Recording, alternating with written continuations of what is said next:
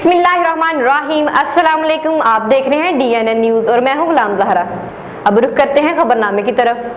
खबर शामिल करते हैं लाहौर से। लाहौर के इलाके ठोकर न्याज बेग UC 110 में DNA न्यूज की सर्वे टीम पहुंच गई, जहां पर हैदर नथ से खसूसी मुलाकात भी की। गुफ्तगू करते हुए हैदर नथ ने बताया कि हमारे इलाके को नादरा ऑफिस, कब्रस्तान और प्ले ग्राउंड की सख्त ज़रूरत है। इंशाल्लाह मियां नवाज शरीफ से ही हल होंगे।